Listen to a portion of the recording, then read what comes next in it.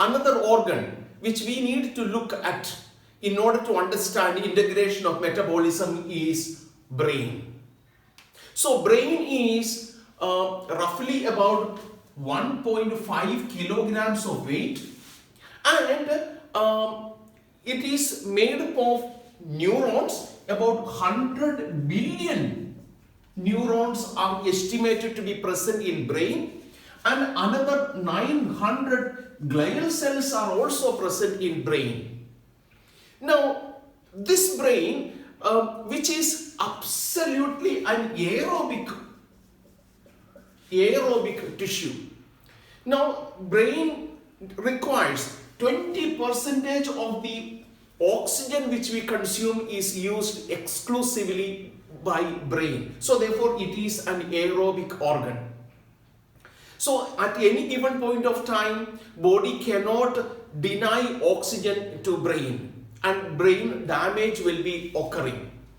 Now, brain requires a lot of energy for activity. Roughly about 120 grams of glucose is needed for the activity of brain. And the most preferred fuel molecule for brain is glucose. So, how glucose enter into brain? If the neuronal cells have got a GLUT3 for the intake of glucose, and as we know that if the Km value of GLUT3 is very low, so in other words, GLUT3 will always remain saturated, as a result of which always glucose is made available to brain. Our brain will not starve of glucose.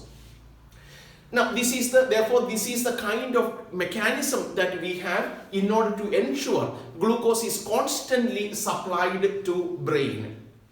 GLUT proteins are a group of glucose transporting proteins. These are having about 12 transmembrane helices with a kind of a hollow inside that allow glucose to be transported across the membrane. There are several GLUT proteins identified in mammalian system. About 14 of them have been identified. Out of these 14, about 5 of them are very significant. Here we have taken a very simple comparison of 3 of the GLUT proteins, that is GLUT protein number 1, 2 and 3. GLUT protein number 1, from the table below we know that 1 is present in almost all mammalian tissues. GLUT protein 2 is found in liver, pancreas and also in basolateral membrane of the small intestine. GLUT3 is significant because they are found in neurons. Now, we also know that the Km value is the substrate concentration at which the reaction rate is about 50% of the maximum velocity. So it is in a way a kind of measure of the affinity of an enzyme for its substrate. You look at the Km values of the 3 GLUT proteins. GLUT2 has very high Km value, that is about 15 to 20 millimolar. Now that in comparison to the Km value of GLUT3, which is found in the brain, which is only about 1.6 millimolar, which means the GLUT3 will always remain, even at very low concentration of glucose, it will remain saturated and helps in transporting of glucose across the blood-brain barrier. We are aware that the brain is having two types of cell, the neuronal cells as well as the glial cells, which is about 900 billions of cells. Now, glucose must be transported to these cells, and there is a blood-brain barrier that will not easily allow glucose or large molecules to be transported. Now, the GLUT proteins, especially the GLUT1 protein, which is present in all tissues, they will allow glucose to be transported across the blood-brain barrier, and that is how the glial cells will be receiving the glucose. Now, when it comes to transporting glucose to the neuronal cells, there is a different kind of GLUT protein, that is GLUT number 3. They will be responsible for transporting glucose to the neuronal cells. Now, brain neurons are not very sensitive to insulin as well. That also we need to keep in mind. So the preferred the fuel molecule is glucose. What about fatty acids?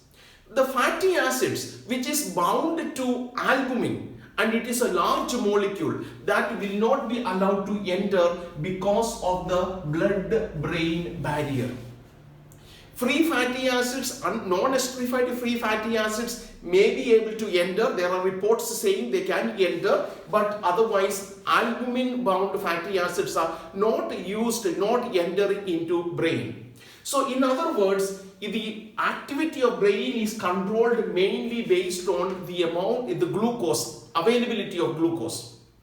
And brain uses a lot of energy. If the energy produced is used for maintaining either sodium, potassium, ATPase in neuronal cells.